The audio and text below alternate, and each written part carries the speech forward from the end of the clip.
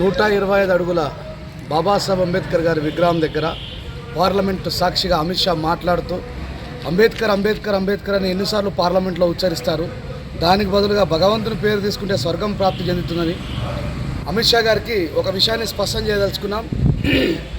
ఈ దేశంలో దేవుని మొక్కే అర్హత కూడా లేని జాతుల నుంచి వచ్చినటువంటి మాకు దేవుని మొక్కే అధికారాన్ని కూడా ఇచ్చినటువంటి మహనీయుడు డాక్టర్ బాబాసాహెబ్ అంబేద్కర్ గారు ప్రపంచంలోనే అత్యంత ప్రతిష్టాత్మకమైన ప్రజాస్వామ్య వ్యవస్థ ఉన్నటువంటి భారతదేశం, ఆ రాజ్యాంగ రాసిన మహోన్నతమైన వ్యక్తి డాక్టర్ బాబాసాహెబ్ అంబేద్కర్ గారిని పార్లమెంటు సాక్షిగా అవమానించినటువంటి అమిత్ షా గారి ఆయన వాక్యాల్ని ఖండిస్తూ నిరసన తెలియజేయడం కోసం పిలుపునిచ్చినటువంటి నన్ను, నాతో పాటు మా సహోదరుడు దిగంబర్ కాంబ్లే గారిని తూప్రాన్ టోల్గేట్ దగ్గర ప్రివెంట్ అరెస్ట్ చేసి తూప్రాన్ పోలీస్ స్టేషన్లో నిర్బంధించడం జరిగింది.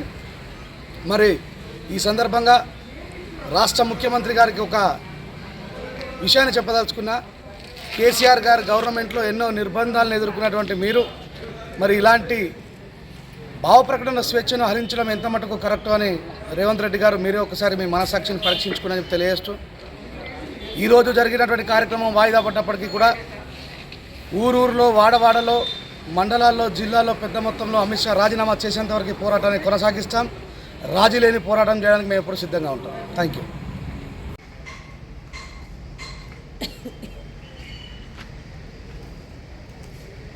మా దాంట్లో